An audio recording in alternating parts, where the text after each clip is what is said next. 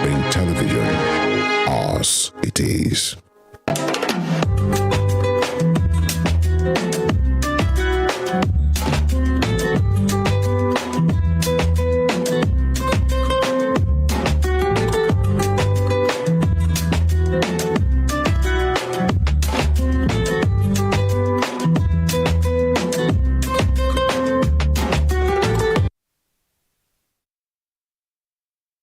A beautiful morning to you, our esteemed viewers.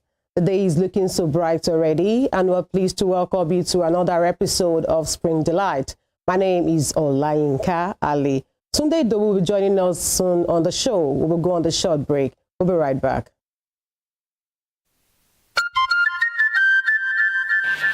No. Feel this. It's on my wonder, baby. Let's go.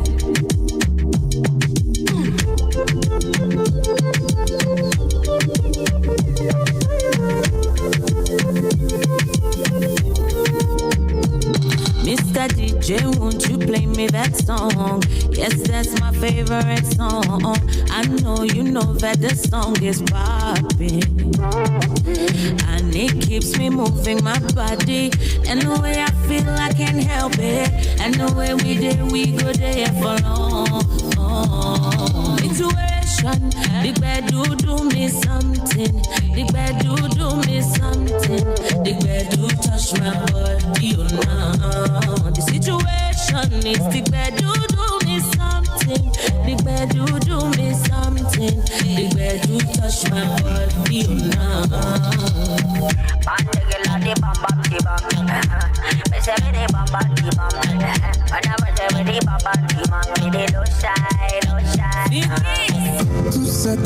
Everything buzz. The bedroom don't cost palava. See all the lady there shake you. You say Mr. Melody, give me bedroom now. Make the DJ spin the bedroom now. Make my people dance to bedroom now. No wait till tomorrow, enjoy yourself now. Situation, the bed do me something. The bed do me something. The bed do touch my body, you know. The situation is the bed do me something. The bed do me something. Okay. The bed do touch my body, you know. Hey.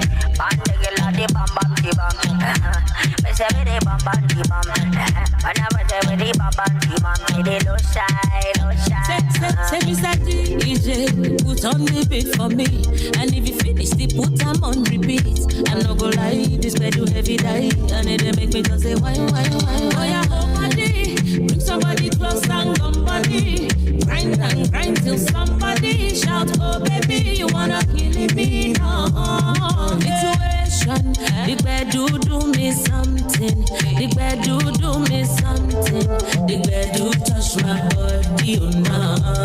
The situation is the bed do me something.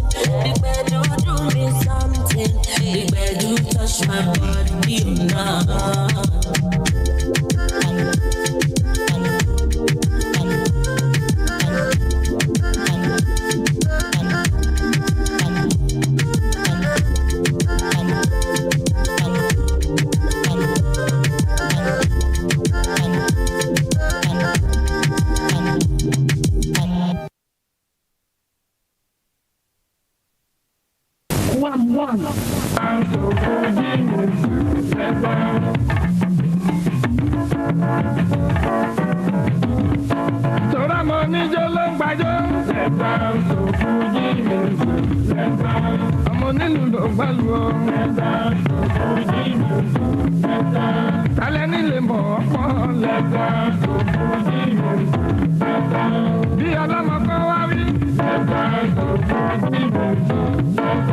Baba, me don't be left out.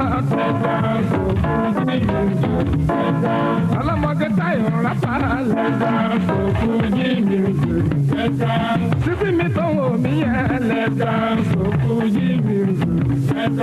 Baba, me don't be left out. Let down. So Fuji music, let down.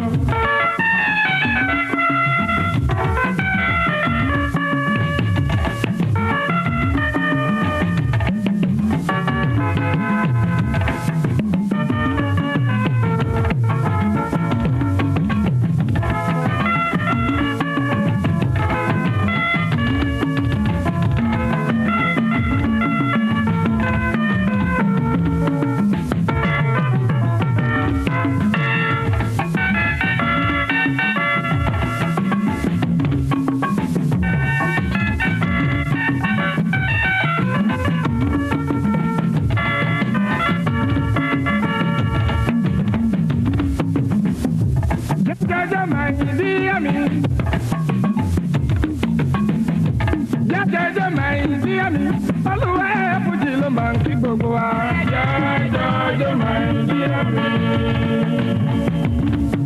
Ọba fújì nílẹ̀ yìí ló ń kí gbogbo wa jọjọjọ máa ń ìdíyà mi.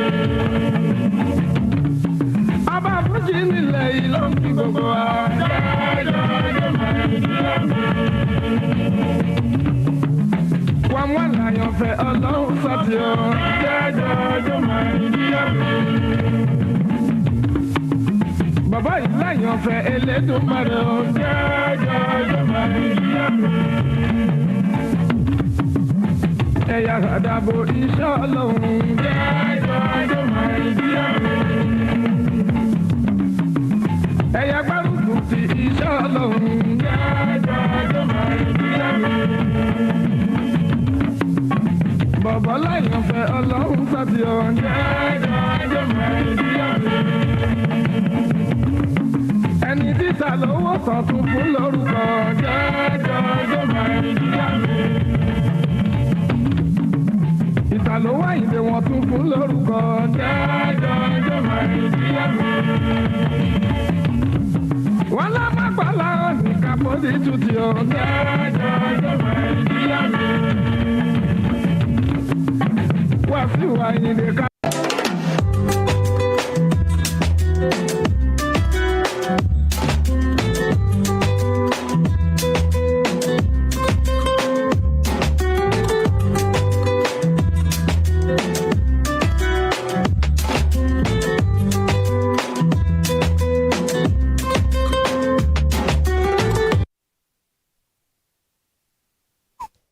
Today, welcome to the show. Honestly, I have a problem with the man called Anibaba. And Sheyi Omotayo. Those guys are criminals. I don't know. I don't know. Good morning to you out there, and thank you for joining us. It's always a pleasure to be back every Saturday and always right here from Western Spring Television, the station whereby we do it as it is. We serve you as it is. Tornado is my name, and I'm so super glad to be here alongside this sensational Yinka Ali. Yeah. My name is Olayinka. Olayinka Ali. I don't know. Like usually it is Ekiti. Oh, sorry. Ekiti people, don't let them come after me. Yeah, so let's look at some of the stories making the rounds from the dailies as we have them.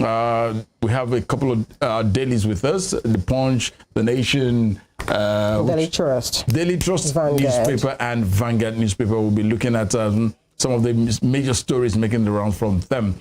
Our in-house analysts are always seated, and they are seated gracefully and gorgeously this morning. Always a pleasure to have Barrister Moses Obaditon is in the house. Barrister, thank you. Good morning. Moving you from one point to the other. Thank you Please, for the privilege. Comrade Ayologo, always a pleasure to have you. Good morning. It's always a delight to be here. Let's begin this morning. Let's look at some of the headlines, and we'll go straight to some of the stories from the Punch newspaper. Yinka? Yes, on Punch, Naira crisis, states plan contempt proceedings against Malami Emefiele.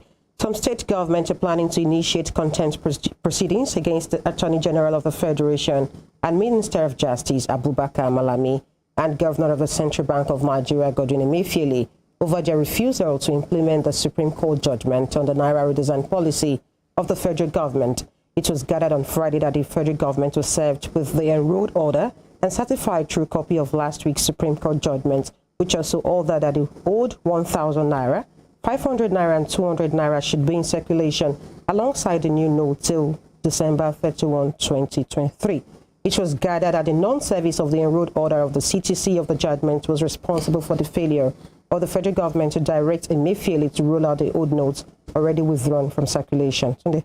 Yeah, let's take it. Okay, let's take it one story at a time. Looking at this headline, I know I want to go into politics. Comrade Ayologo, Naira crisis, states plan contempt proceedings against Malami and Emefiele. Okay, let me start with the barrister. Thank God we have a barrister who can. No, let Ayologo be. I'll back him up so that you won't cause trouble between me and him. Barrister, you know the law. You are part of the law. He's also he's a pocket lawyer. He knows everything. Let's go bear the cat. Please, I will back him up. Please bear us out with the 1999 Constitution. Yes, and what does this mean as the states that the states governors are planning this contempt proceeding against Emefiele and most likely with Malami and the presidency? No, it's not even most likely. The contempt is against the president and the Attorney General of the Federation, which is representing the federal government, as well as whoever and their agents.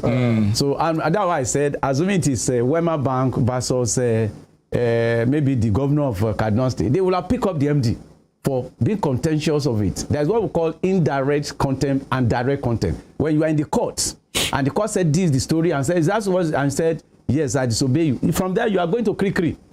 So if indirectly you are not in court, you are in your house, and they came before can say, the man has not carried out, they will instruct the inspector police to pick you up. And that's why you can see in recent time, the DSS director, the inspector of police were asked to be arrested because they were contentious of the court. So in our own case, our constitution gives a sort of immunity.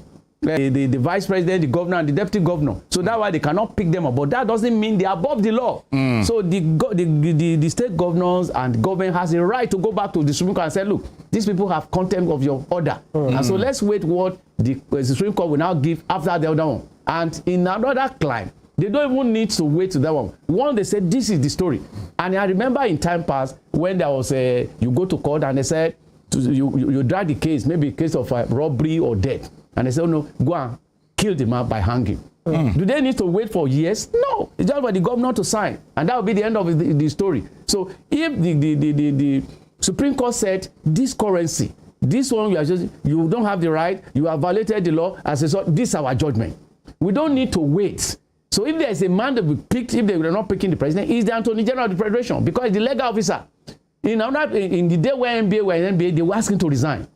Because he has contributed to it. If your principal is not king, you resign. And so we wait for this. It's going to be a very good insight. But you also remember, this government is used to disobeying court order. The El Zakzaki is there. the guy IPOB leader is there. But this one is going to be the last card that's going to break the camel's back. Now, should the CBN go ahead without the presidency to order the use of the old notes? The CBN cannot go without listening because he was not the one in the court. The order was not meant for the CBN.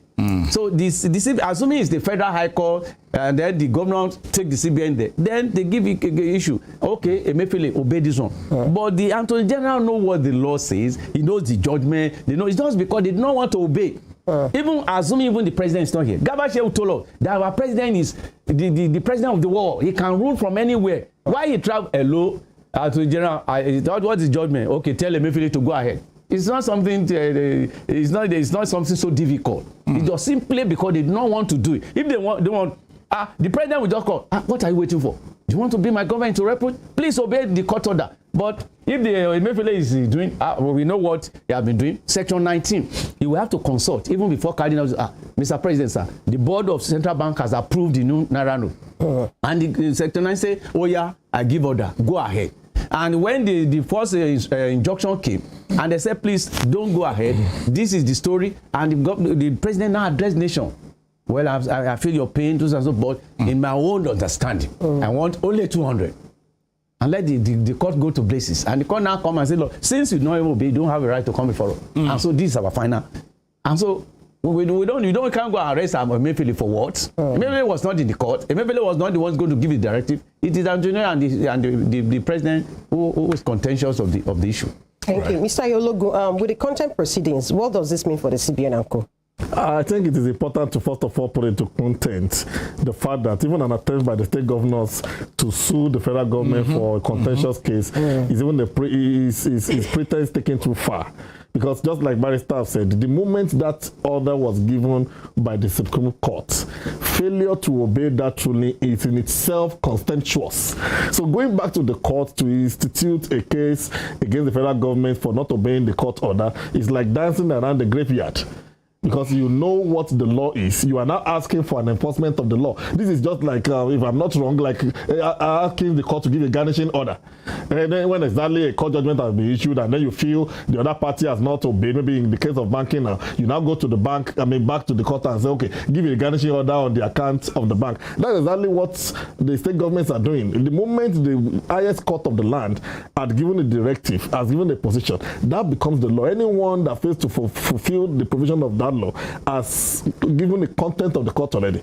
So going back to the same court now to institute a case of contempt against the federal government is like playing a double standard. And this brings me to the fact that, look, when we were all shouting a couple of years or months back that this country needs to be restructured and a lot of people feel we're asking for too much, this is it now. The country has been brought before its knees. I was saying it on radio that it's laughable when you see the governor of Ondo State and a number of a few other governors giving state broadcasts, directing the citizens of their state to continue to obey the law, accept the old Naira note and spend it. I laughed when I listened to some of those governors because you are asking the federal government to arrest itself. The police that you are asking to go and arrest those who are not collecting the old notes is under the provision and instruction of the federal government, who in this case is the violator of the law. So you are simply wasting your time. And I just say that the president will not come out to give another national broadcast as to the effect of the use of this currency. What we need, what Nigerians are waiting for, is a directive, just a memo, just a circular by the CBN. We said to all this. Unfortunately, the CBN in itself was not joined in the case where the judgment was given. So now that the judgment was given against the federal government, the CBN will have to wait for the execution of that judgment by the federal government before it will go. So as it is now, we are in a limbo. The new Naira note, the old Naira note, even though by the order of the court has been asked to be in circulation, is still not a legal tender. Wow. Let's look, what does this portend for businesses now that people are not picking up the old Naira notes? Business owners will tell you, transfer is a big issue. What does this portend for businesses in the nation at this moment in time? We live in a country where, unfortunately, we have become so adaptive to suffering, if I must say that.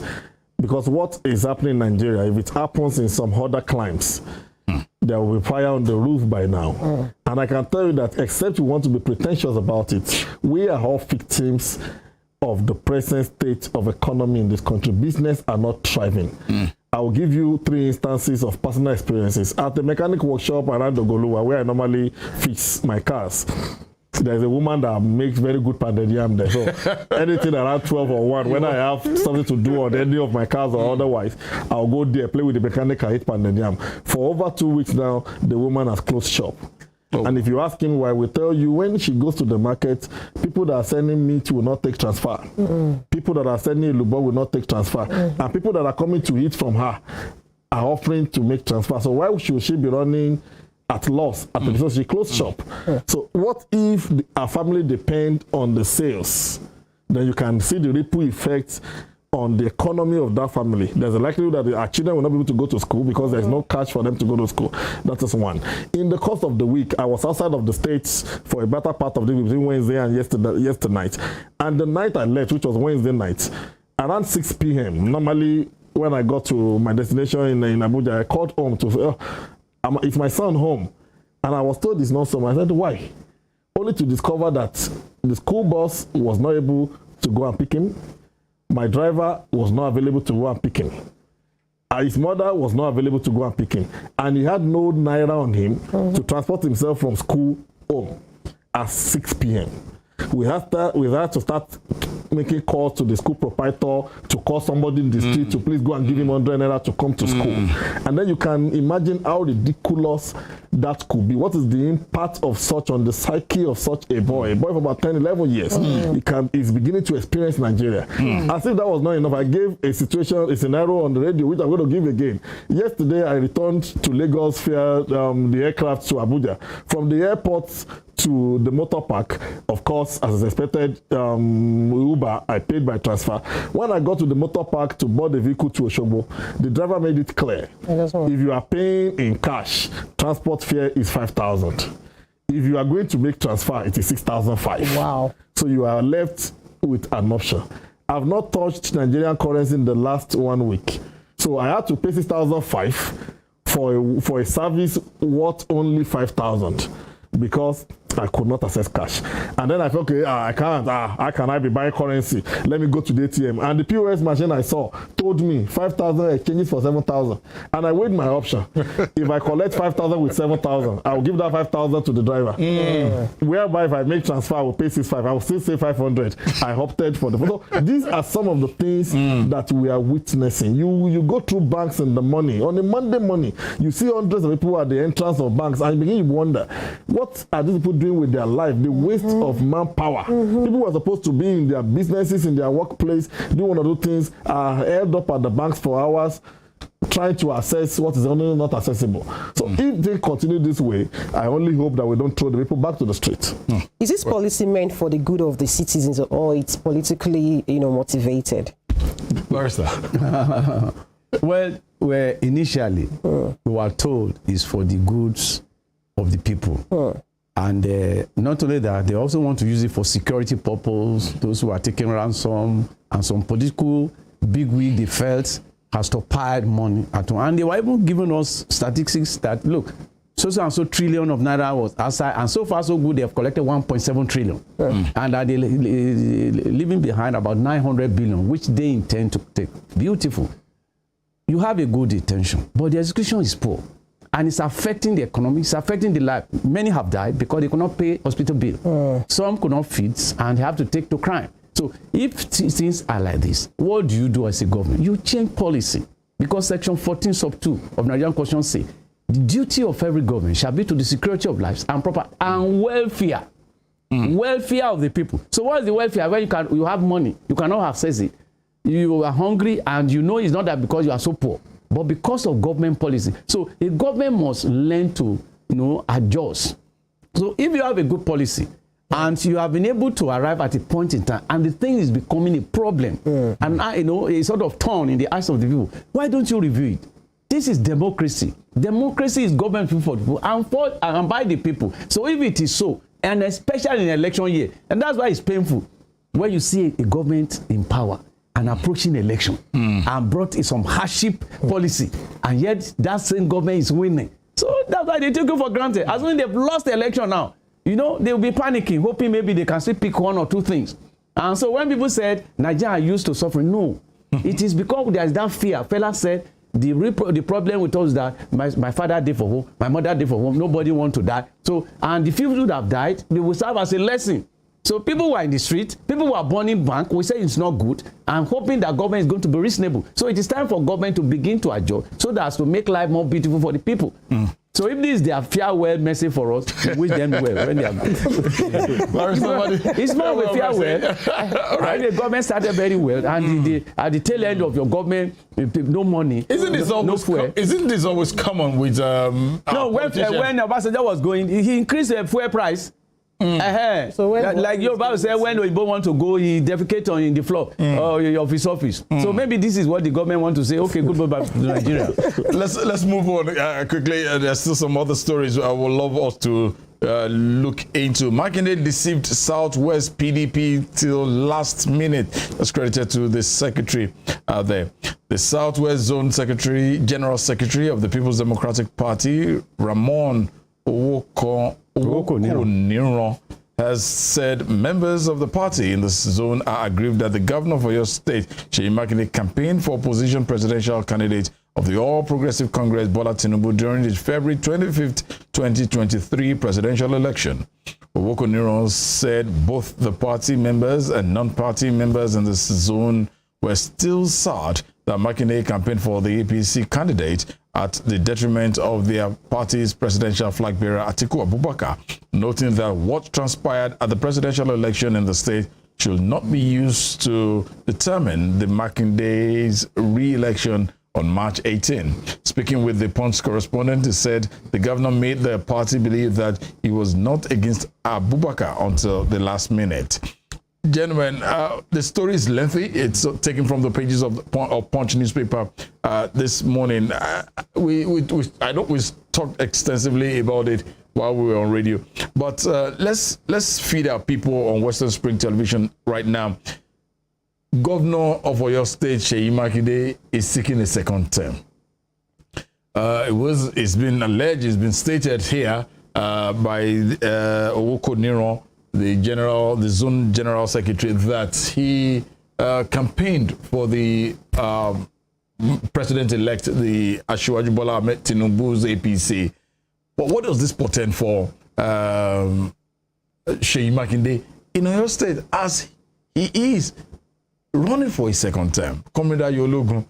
I'm not too comfortable with the use of the word campaign, because when you talk about campaign, you talk about coming to the open to issue support. There was nowhere, except I can be proven wrong, there was nowhere, whether in a campaign or in a meeting, where Makinde is quoted to have said he's supporting a Tinubu campaign. So I'm not so comfortable. If you are talking about the word support, of course, there's an allegation of Clyde Nsanli supporting Tinubu's emergence for presidency. Of course, it's within his right, much more as a Yoruba person, and much more also as a member of the G5, who have always said that, look, they believe that power should rotate to the south. And if that be the case, it's within the purview of his right and within the purview of his interest as a Yoruba person, as a Southerner, to have so supported Tinubu and not campaign. But having said that, a lot of people have made postulation that affects, that to a large effect might affect his relation to the office. And I can tell you by virtue of insight and by virtue of insight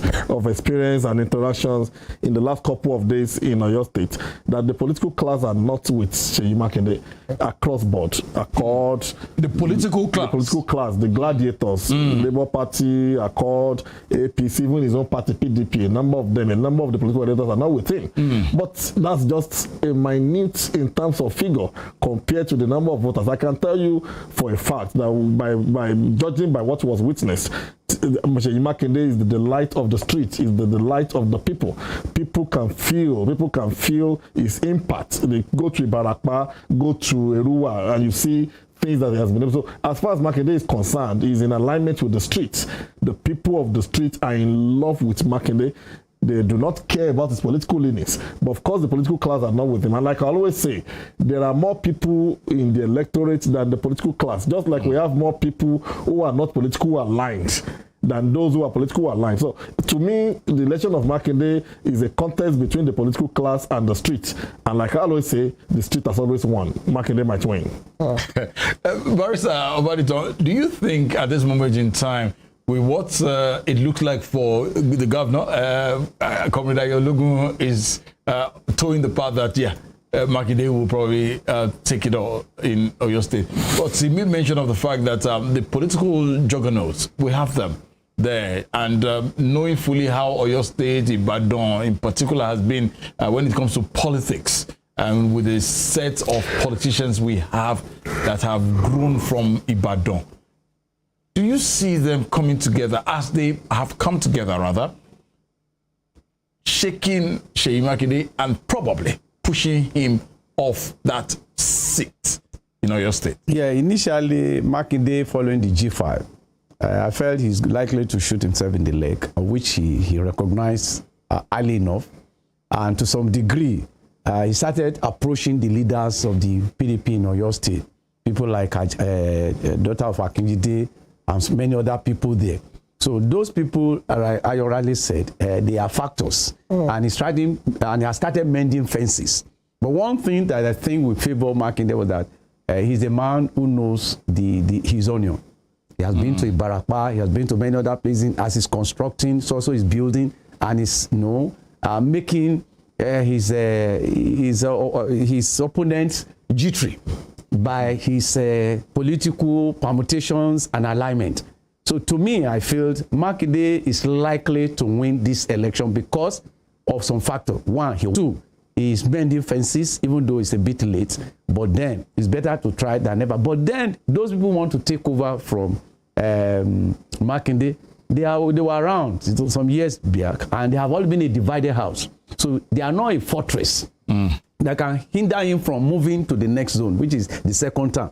So to me, I feel the man knows the area. And if you are going to win in Oyo State, even from the days of Bolagi, you must first of all win Ibadan. Yes. And if you look at the things, look at the mobilization, you look at the campaign, and I still feel Makinde is still on ground than those people who feel we are Folani. I said, so we are the next person is going to be this one. So as far as I'm concerned, in my own perception, I see Makinde winning again against his opponent. Now, don't you think Makinde's re-election in Oyo would be a surprise like what happened in Lagos? It's not going to be a surprise because you're an outsider. If you are within and you have been, because sometimes I go to courts in Ibadan and I listen to what people they say about him, and I also some of the work he's doing. So to me, it's going to be not going to be a surprise, but it's going to serve as a lesson for other people who will be, maybe giving support to opponent and at the same time galvanizing people to vote for him. For Wike over there, he has no problem because he's on his way going. But Wike, in terms of political sagacity and strategy, is quite different from Makinde. Because you recall at the point in time, somebody engaged 200,000 political aid. And I said, those appointees, so those are going to be, he's a full soldier. And he did it, either by crook or by force, he delivered as promised. And he's gradually telling them, look, this is the story, we are going to vote for our people. So Makinde may not have done that one, but in his own approach, and looking at his personality, because your personality affects the way you strategize. So for me, I feel he knows Ibadan, and he knows Oyo in particular. So if you look at Ogbomoso, where I think he hailed from, to Barakpa area, they are not likely to vote for anybody else because they will say Sheku Shisheni. So these are things that are going to be in his favor. So to me, I'm not going to be surprised. If he loses, then I'll be surprised. Yes. Let me come back to Ayologun. Looking at who the major contestant is, other contestant, the opposition APC, Teslim Folarin. If we look at his antecedents, he is a grassroots politician. I've seen that with him, followed that trend of Teslim Folarin. Looking at Seyi Makinde, weighing them up politically, SARS, do you think Seyi Makinde can stand the test of time compared to Teslim Folarin? Luckily enough, I was able to interact with the two of them in the course of the week. And I can tell you for a fact that I saw trepidation in the eyes of the two of them. Seyi Makinde is a product of a movement. Seyi Makinde is not a product of godfatherism. He's a product of a movement. A lot of people don't know that Seyi Makinde contested the Senate under the SDP. He has been a member of the ANPP. So he's tested the water. What brought Makinde into office is an amalgamation of force. So it's a delight of a movement. But in the case of a Teslim Folarin, he is a member of the establishment. What we call the establishment are the power brokers. He is of the Abadedibu school of thought. These are people that were practically brought into limelight by the political sagacity of Abadedibu. And Teslim is someone that, except now, because I said it to him, I think I see when the Teslim Folarin I saw a couple of days ago, the Teslim Folarin that is soft. Because if you compare him, maybe by the death of his wife anyway, he is becoming soft. But if you know Folarin in his days as a Senate leader, under Yaradua, then you will know who a Folarin is. This is a Folarin that is so vociferous, that is so manly, that is so daring. But of course, one is not seeing all of that playing out in this election. But I just say this, that election in Oyo State will not be in the usual trend because the two people that are contesting are going to meet force for force. I don't want to use the words one of our guys used on the platform earlier. These are people that can meet themselves force for force. If you talk about funding, these are two people that can go shoulder to shoulder in terms of political funding. If you are talking about political sagacity, these are people that know the trenches. You don't tell Seyi Makinde or Teslim Folarin is not someone you come to Ibadan to lie to. The two of them know what is going on. They have foot soldiers in the trenches. So whoever is going to win this election, like I've earlier postulated, I'm going to repeat again, will be that person who gets the highest delight from the streets. Wow. All right, moving on. Okay, let's see the story. PDP demands INEC chair's resignation. The People's Democratic Party has demanded the resignation of the national chairman of the Independent National Electoral Commission, Professor Mahmood Yakubu. It said this was a sequel to its review of alleged infractions and brazen violations of the provisions of the Electoral Act 2022 during the conduct of the last election.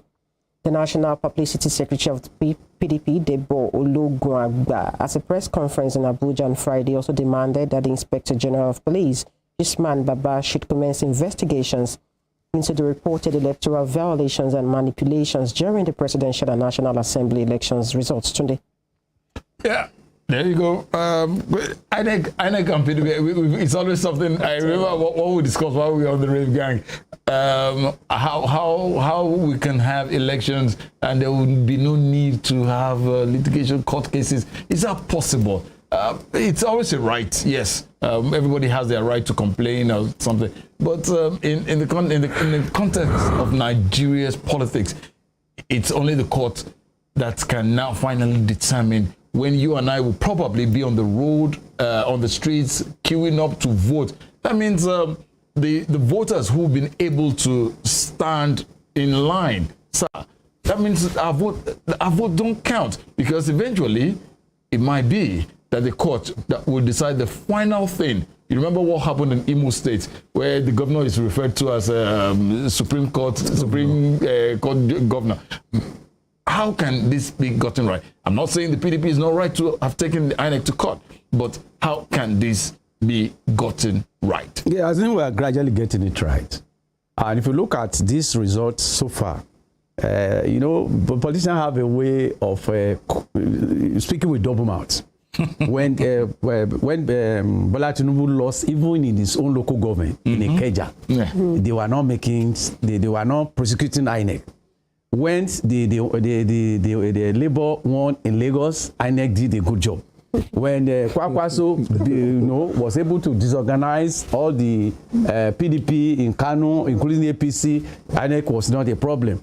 So, and if you go back to the East, traditionally, in the last 24 years, that has been their cashing place. Once they pick some election in the North, they add it to the East, and they are as good as winning. So they are not looking at that, but because he has failed in transition. And lucky enough, yesterday, a party went to court and said, because the INEC failed to transmit those election results electronically, they should take some. And the court said, no, INEC is not guilty. What the law says, what INEC has done. And what did the law say? The law said, haven't done this one, the INEC will transmit election as as prescribed, according to, and to them, it's prescribed, but they have problem. INEC have run into trouble because of being, how would I call it, for not being active enough. For example, if you know you want to transmit and then you have problem with your system, or for one reason or the other, or there's a rumor that somebody wants to hack into it, you give a feedback. You call the stakeholder. The political parties, their agents are waiting and say, okay, we'll transmit this thing. You say we are going to be seen. And they have so assured us. And you remember the Vivas they told us is the do it. Yeah. Once you have it, it's as good. And we all believe them, which is a fact. Until today, you realize that that thing worked.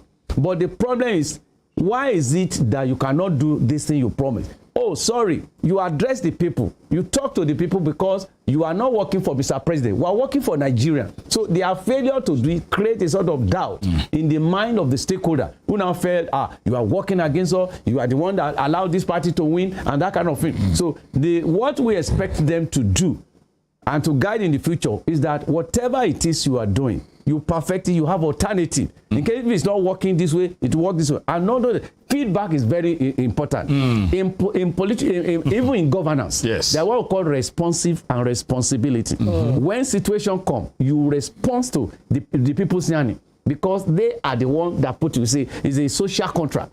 So, but when you are there because you are conducting election, and people are saying, what is delaying you? What's the matter? 1 hour, 2 hours, a day, and then later on, you are now giving them post-mortem examination, and that. No, people will believe you are the one that killed the patient. And so they are the one that will respond for this one. But I think the better way of doing it is for them to learn from this mistake so that the subsequent election, they will not fall into the same trap. Then on the PDP, who is not, how do they sure they are going to win?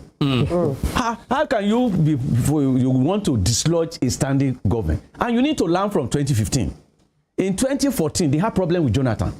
7 governors wanted to move out. 2 eventually went back home. And 5 left. And those 5 that left were the one that opened up the PDP for defeat. You are repeating the same history. G5 came out and said, look, because you have done this one, let your chairman go. And say, okay, we are discussing with that. Till the last minute, you say, no. What's so important about the chairman? Down 5 states. Look at those 5 states. PDP lost them. And is it PDP that make them, is it the INEC that make them to lose those 5 states? 5 states. Where they won, where they were not even expecting. they defeated the president in his home state. One day I said that INEC is the one that helped them to rig it for themselves. So these are some of the things you see politicians want this, something is not favorable, they'll sing a song. When it's favorable, they'll say, oh, beautiful. So I think it is time for us to begin to develop politically, and then INEC to also improve. They went for many conferences. Yes. They went to Chatham House. Even the last election. No, we are talking of election. Whenever there's election, they sponsor them. They spend days, weeks. Is it just to go and stay in an hotel? Or they are learning what are those things they bring home so that they can impact in our own political system. So these are things that I think by now we should be over, so that people can have confidence that the election, that there was a particular year, I think it's 2015, Don Jonathan, litigation was dropped to about 50%. People went to court. Abi? That's the 2007, the Yar'Adua election. Oh, okay. Yes, because, and even Yar'Adua admitted that even the election that brought me is not credible enough. And he set up a body. So the government said, oh, you should not just tell us rhetorically, hey, I'm going to deliver the best. You will ensure that the people you put there are not your party member. Because we can see one or two faces. Who among these commissioners we know who are politically inclined. Okay. I will not say will have been a commissioner in INEC if people have not arose and say, no, this one, no way. All right, let me just come straight to Comrade Ayologun at this moment. Comrade, the INEC, we know them as an independent body. Is there anywhere in the Constitution that says this is how they must transmit results and this is how it has to be transmitted? Well, let's put it into perspective and be sure to say this, that there's no perfect system anywhere in the world. So if anybody was expecting perfection from INEC, that's expecting God to be the umpire.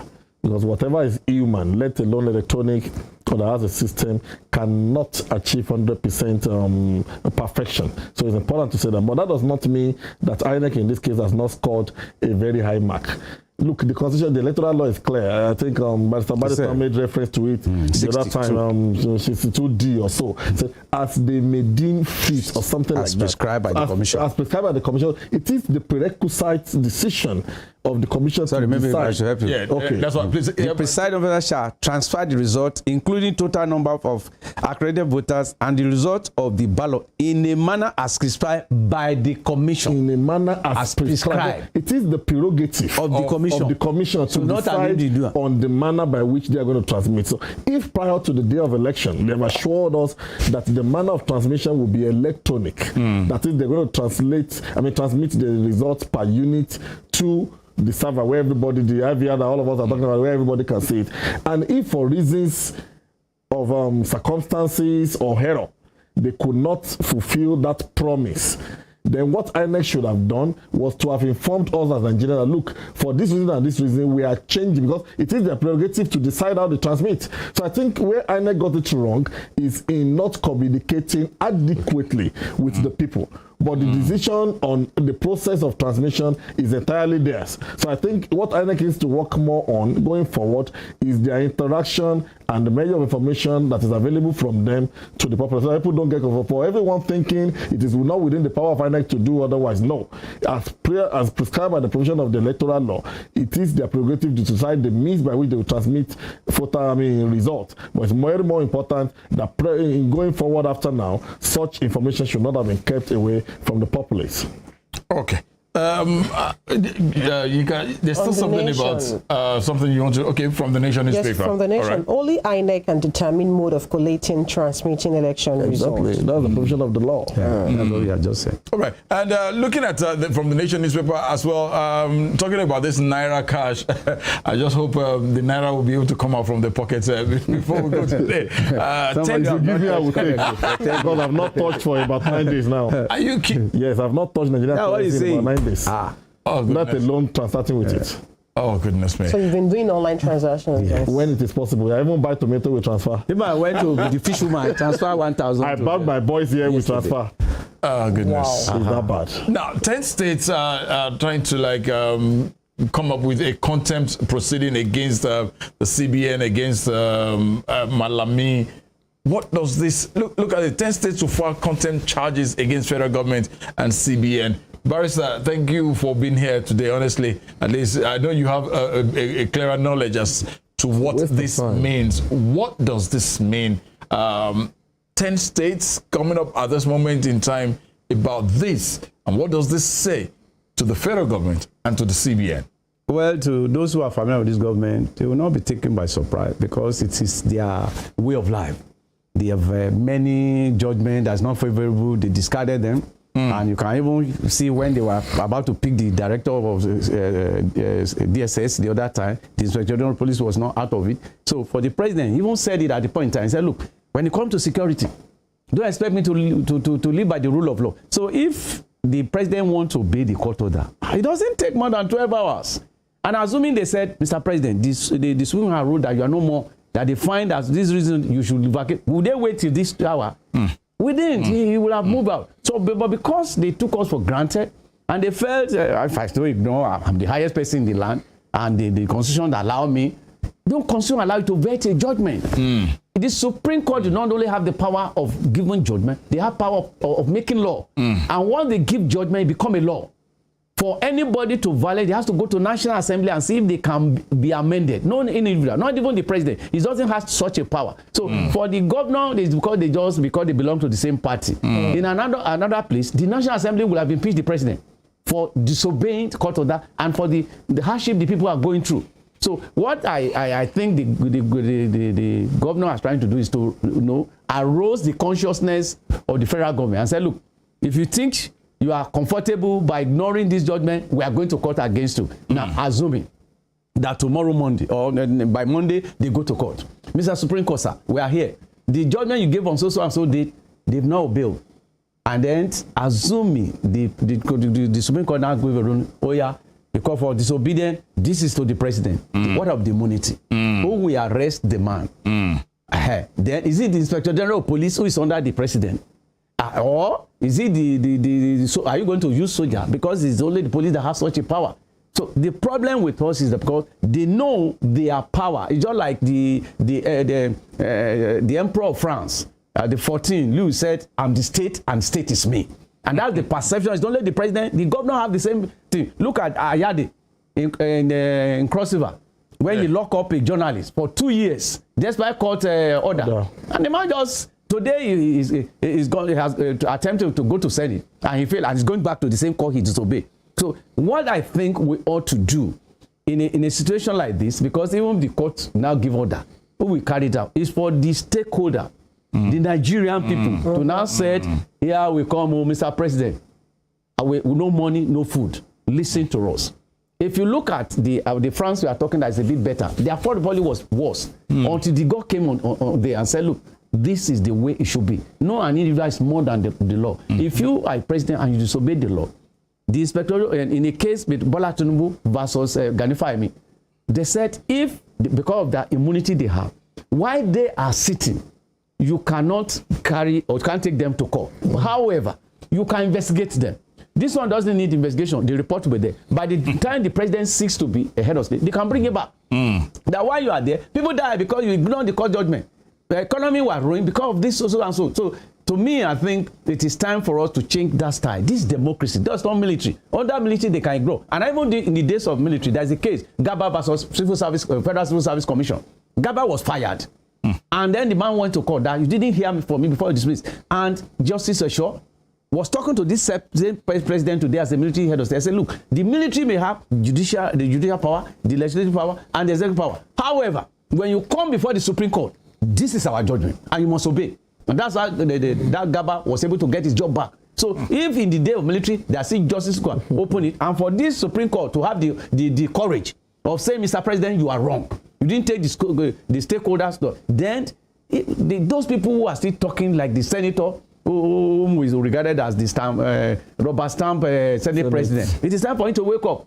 If you cannot call, there was a time they summoned the president. They said you cannot summon the president. I said, why was it written in the constitution? So let them summon him. Sir, what are you waiting for, sir? In the alternative, they make a what do you call it? Impeachment move, and then impeach him. I think that's the way out. Gentlemen, I want to thank you both for being here. Held you down quite a while, but I know it's a Saturday. I don't know if Comrade Ayologun has no one there, but I know Barrister is only more. He has to go probably take his time and read, just like you do. But we want to thank you for being here. Thank you for the privilege. So much. Spring Delight is still the program right here. We'll take a short break. When we come back, we'll put in some other things. Please stay with us. Good morning. Hello. Sorry, Egwele. Thank you so much. Barrister. Thank you, sir.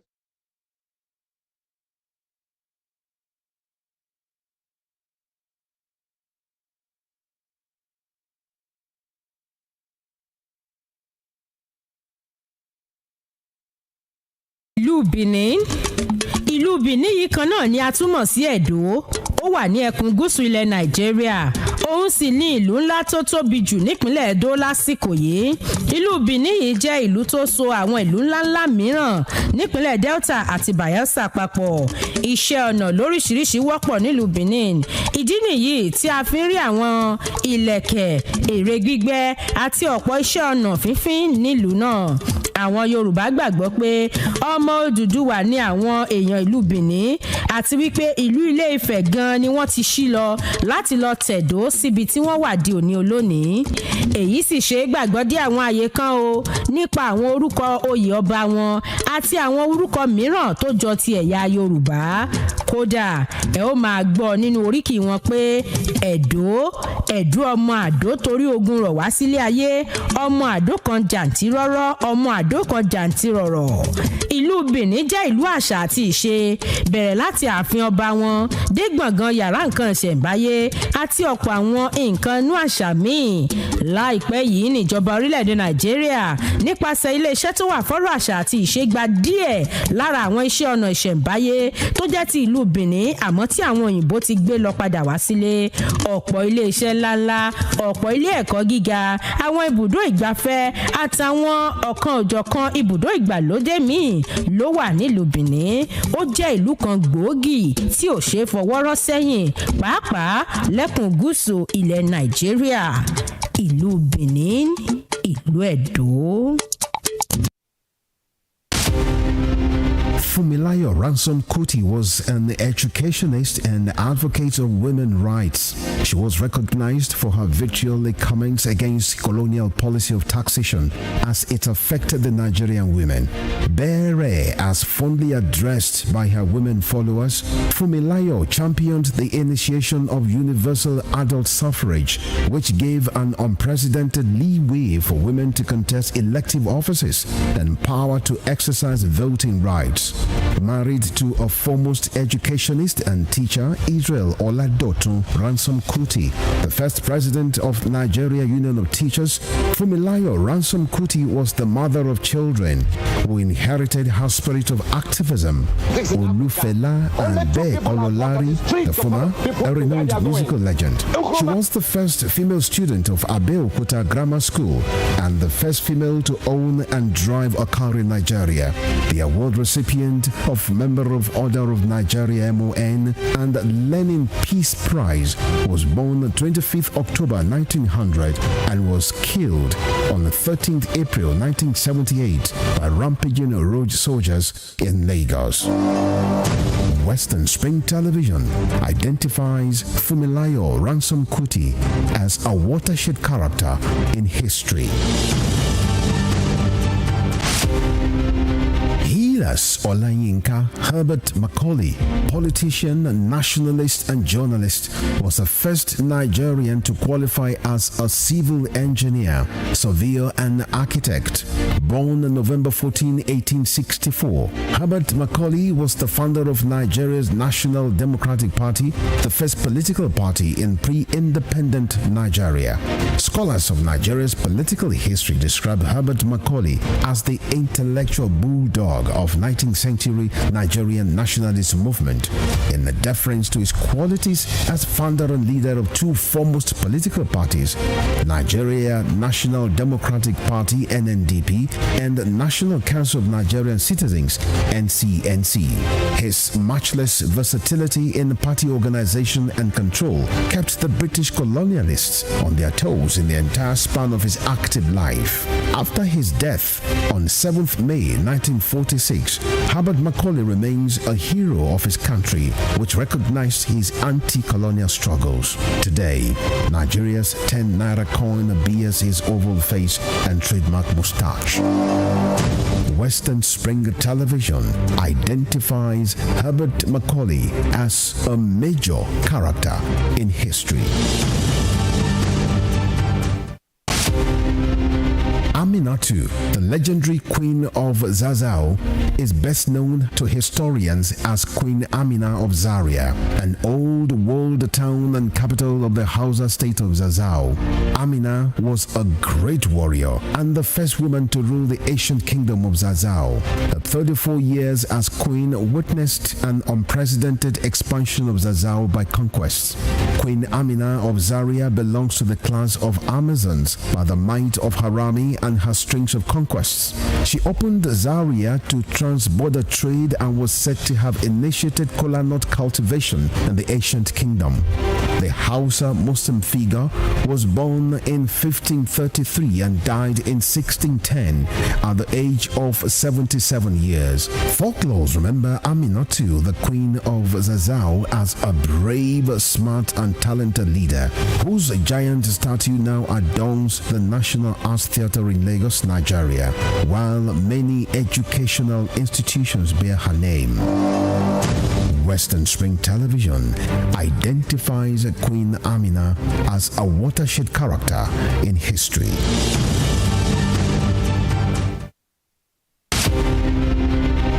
The Berlin Conference of 1884 defined the configuration of Africa, which hitherto existed as a continent of multiple kingdoms and empires under native rulers. The conference, otherwise referred to as Congo Conference, regulated European colonization and trade in Africa as initiated by German leader Otto von Bismarck. The Berlin Conference is often called the scramble for and partitioning of Africa, as each of the imperial powers carved separate portions of the continent for themselves without recourse to racial and cultural identities and differences. 137 years after the Berlin Conference was held, Africa remains a legitimized playground for European nations that sought to exploit its wealth and resources and manipulate its human capital to promote trades and investments of Western powers. Western Spring Television identifies the Berlin Conference as a major event in history.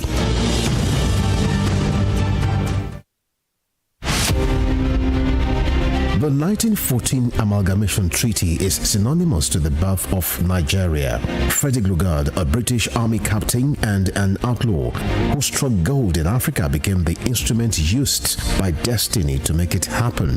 The amalgamation of Nigeria was designed for economic reasons by the colonial administration to offset Northern Protectorate budget deficit by Southern Protectorate surplus returns. The amalgamation had ad initio created imbalance in the economic political structure of Nigeria and was responsible for the persistent hiccups and the efforts to forge a united country till today.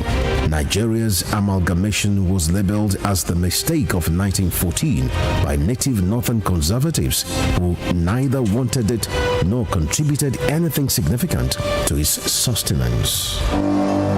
Western Spring Television identifies with Amalgamation Treaty of 1914 as a watershed event in history.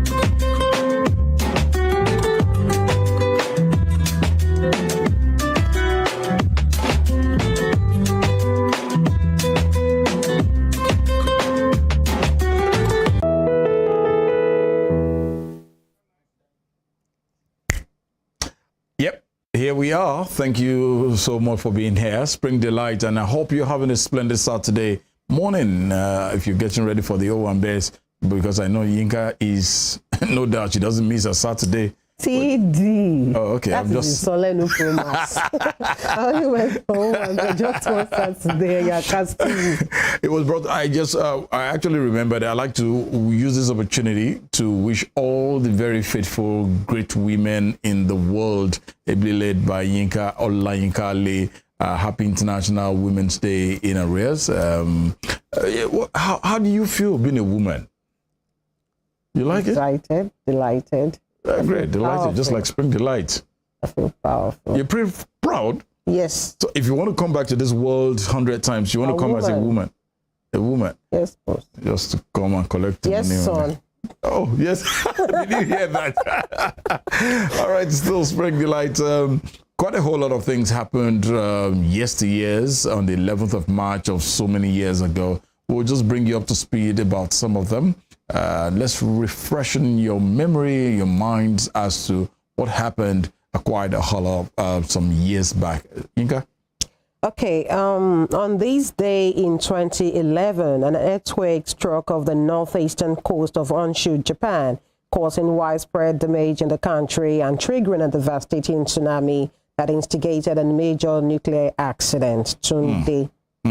And obviously, on this day in the year 2020, the WHO, that's the World Health Organization, declared that COVID-19, that outbreak, was a pandemic. You remember vividly how it was 2020, it was a massive year. Everybody had to sit indoors. And I remember it was also a year whereby our wives were actually excited that, yes, we will see you day in, day out. So nowhere to go to. Those side chicks were in Oh, goodness me. That was a massive year. Yes, on this day in 2006, Chilean politician Michelle Bachelet became the first woman to serve as the country's president, and she was sworn into office. And I remember vividly in the year 2004, on the 11th of March of 2004, Madrid suffered a series of terrorist attacks when 10 bombs detonated by Islamist militants exploded on 4 trains at 3 different rail stations, killing 191 people and injuring over 1,800 others. Sad. And on March 11, 1990, following a vote in the parliament, Lithuania became the first Soviet republic to declare its independence from the USSR. Wow. And also in the year 1985, on this day in 1985, Mikhail Gorbachev succeeded Konstantin Chernenko as leader of the Soviet Union. And in 1959, on this day, Lauren Hansberry's A Raisin in the Sun became the first play by an African-American woman to be produced on Broadway. That's a massive one. But let's just look at some celebrity birthdays today, March 11th, and let's celebrate with them. And let's just congratulate whoever. If today is yours as well, we'll say congratulations to you. Like Mark Robert, not forgetting Grace Shearer, who are actually celebrating their birthday today. Mark Robert is a YouTube star, and also Anthony Davis. Anthony Davis is a basketball player. Today is his day. Let me see, who else do I have here? I saw DJ Drogba. Who's that? DJ Drogba. Oh, Didier Drogba. Oh, Didier Drogba, that powerful ex-Chelsea player. Yeah, today, congratulations to Didier as well. You have any other person with you? Douglas Adams is a British author. Oh, great. All right. Just like that, and just as we said, if today is yours as well, if you're celebrating something and it's your anniversary, that you are remembering today, March the 11th, we wish you the very best, and we say congratulations to you from here as well. Any other thing from your side? I think right about now we'll take a music break, and Most likely when we come back, we'll probably be saying our BYE. But for now, let's take you on a jolly ride with beautiful music, back-to-back beautiful tunes from us here. Stay with us.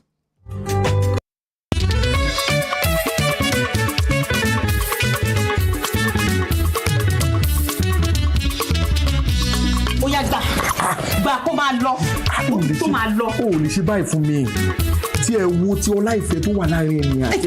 tó bá fọwọ́ kọ́ mi ìfẹ́ olórí púpọ̀ láàrin mi àti ẹ ìfẹ́ òṣìwò máa lọ. wá tí ẹ wo tó wà láàrin àwọn méjì. ọmọ ta ló sọ fún ẹ wípé wọ́n ló lọ ọmọ ta ló sọ bẹ́ẹ̀ fún ẹ ta ló sọ bẹ́ẹ̀ fún ẹ máa lọ títọ́ máa lọ bá tiẹ̀.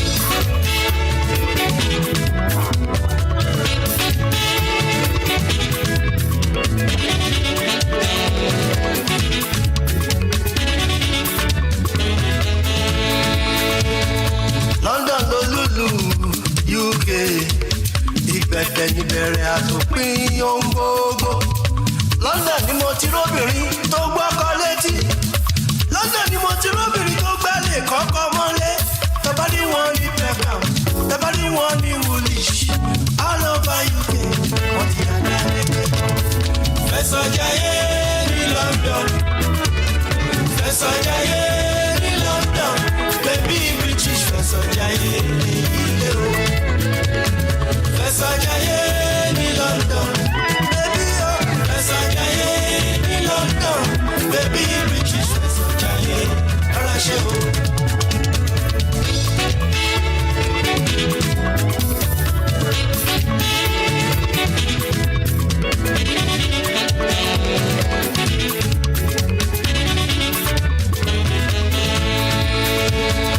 London lólùlù UK ìbẹ̀tẹ̀ níbẹ̀rẹ̀ àtòpin ohun gbogbo.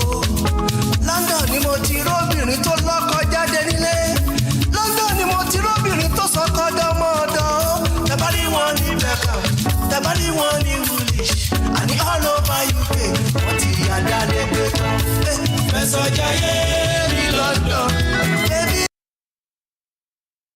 Fẹ̀sọ̀ jayé ní London.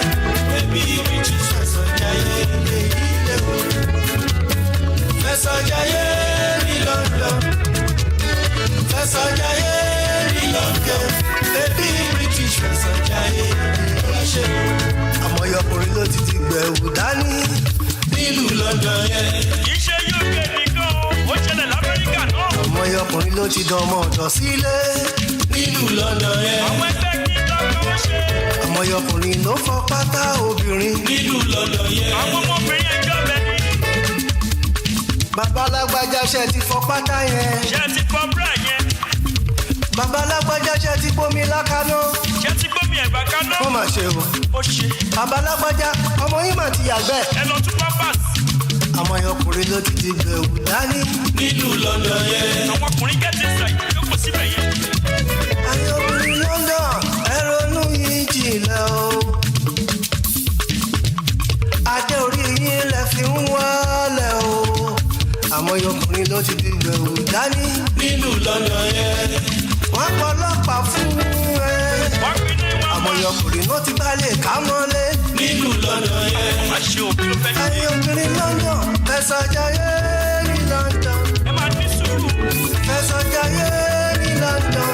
Baby British fẹ̀sọ̀ jayé ilé o. Fẹ̀sọ̀ jayé ní London. Ẹyin ti SS fẹ̀sọ̀ jayé ní London. Ẹyin ti Woolwich fẹ̀sọ̀ jayé ní London.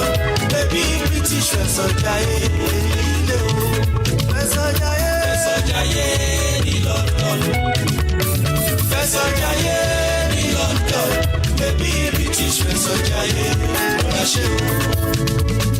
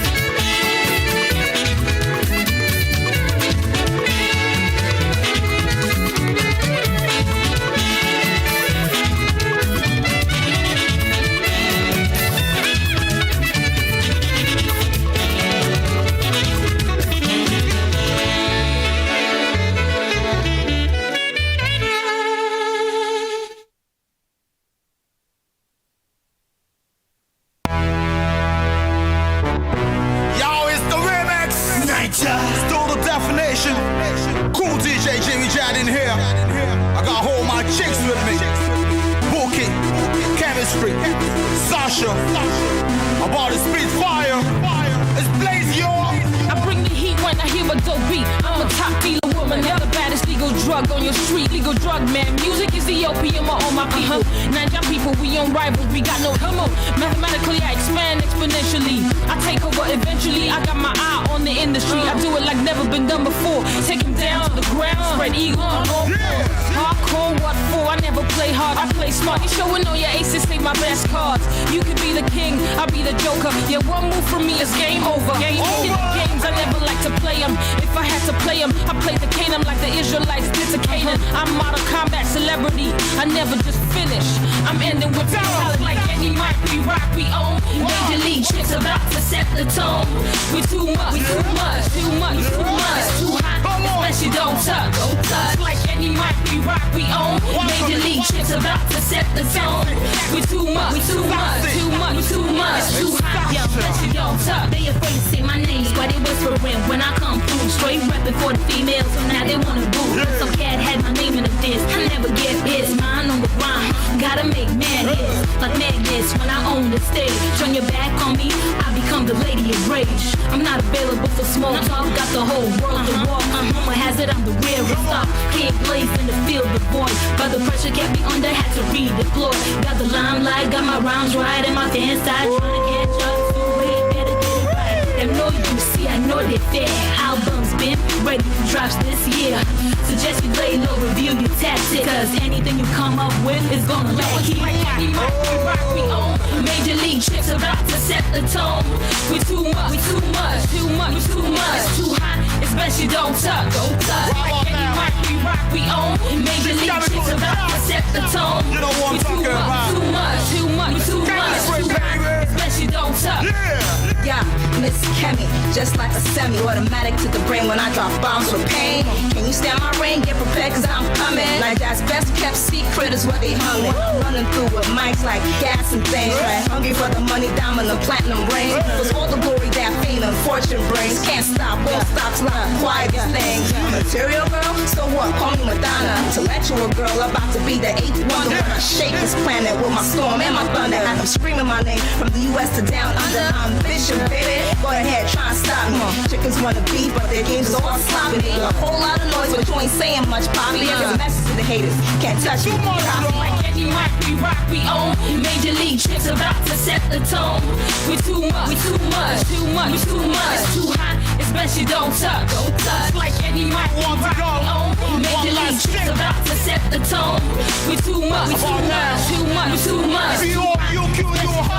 Yo, my mic is my pen, my beat, my paper. I infect your confidence. I make you starter. Can't catch my brains and take. Gotta do it boldly. Go home, write it down, and read it out slowly. Again and again, and you might just get it. Then you can't be sure, brother, never to forget. Ain't nothing to be ashamed of. I schooled your teacher. Now I stare in your eyes, boy, I'm glad to meet you. I down with the best, and I cool with the rest. I'm a balanced individual, you dare to protect. I got me like you over nerd on the charm of a princess. Can't become a cheap copy, an original is priceless. I know my worth, the apple of somebody's eyes. Boasting in the Lord, you dare to criticize. I know you're convinced beyond reasonable doubts. God is the remedy that you cannot do. Like any mic we rock, we own. Major league chicks about to set the tone.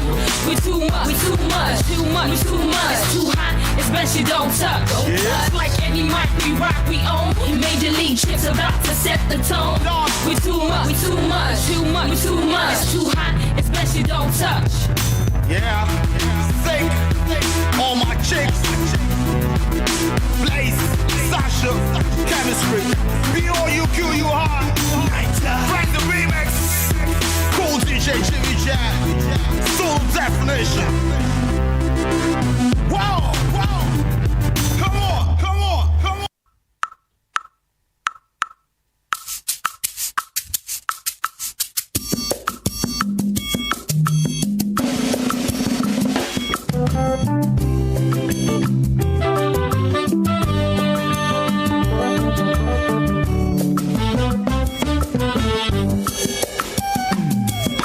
Like an angel in the morning, shooting star across the night. The most beautiful girl I've seen in all my life.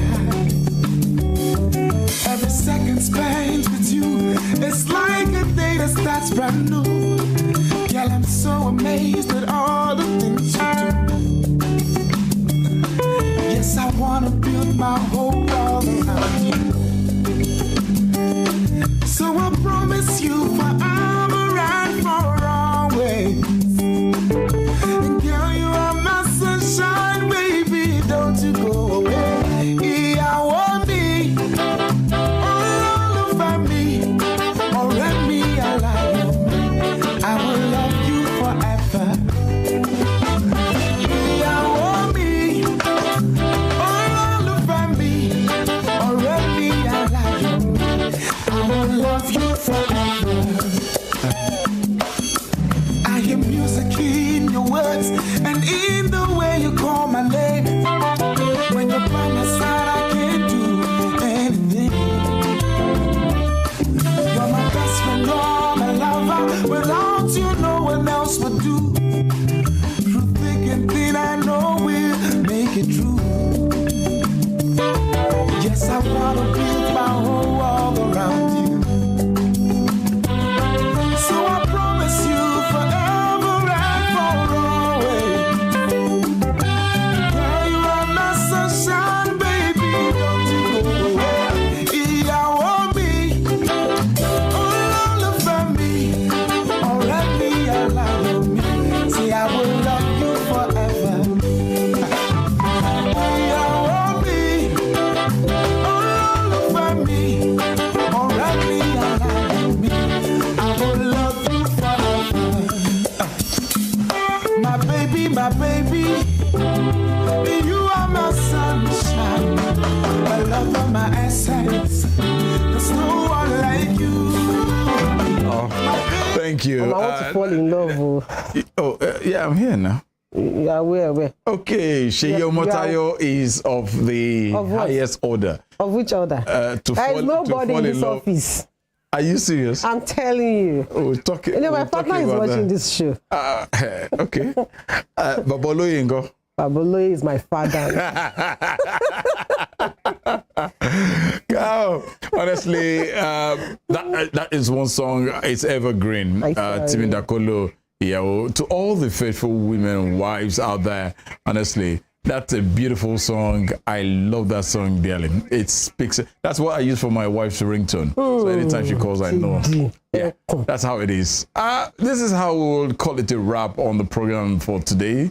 We appreciate you being there with us on Spring Delight on Western Spring Television. But we'd like to let you know that next week, Saturday, we will be covering the elections. We will hopefully be here. But as the elections, the gubernatorial election and Houses of Assembly election is going to be taking place, as much as we are not having the gubernatorial election in Osun State, but the Houses of Assembly election. And we probably will bring you coverage from neighboring states. We'll let you into it. In the course of the week, you will know that. Yinka, we got to go. We'll see you next Saturday, upper Saturday. Next Saturday, because way. we'll probably not be here next Saturday. We'll be on the field bringing you so many updates. Reports, yeah, no doubt about that. Sunday is my name, and Olayinka Ali is my name. Good morning.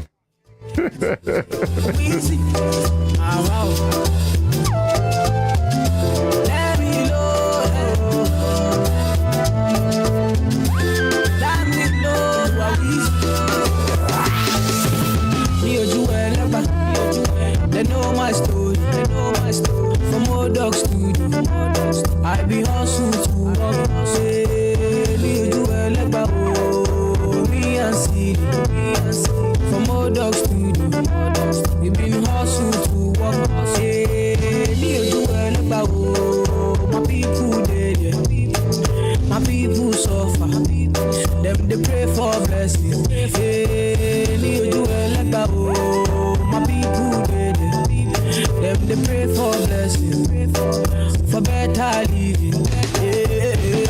Kilo dale, aye ole to ye o, aye oni double, adura lo le se o, call on daddy, adura gba o, issue any badele, I forward boja, I am feeling good.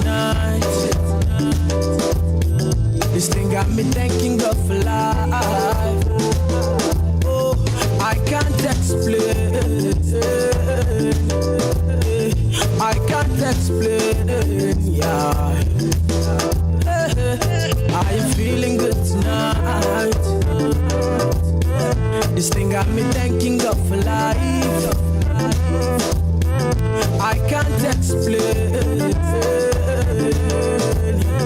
I can't explain. I say, near you ever. They know my story. From old dogs to you. I be hustle to walk. Say, near you ever. Me and see. From old dogs to you. We been hustle to walk. See, I feel like mommy, but you do all your shadow. But I am the one you are sorry. But you do all over there. I feel like mommy, but you do all your shadow. But I am the one you are sorry. One you are sorry. I am feeling good tonight. This thing got me thanking God for life. Oh, I can't explain. I can't explain. Yeah. I am feeling good tonight. This thing got me thanking God for life. I can't explain.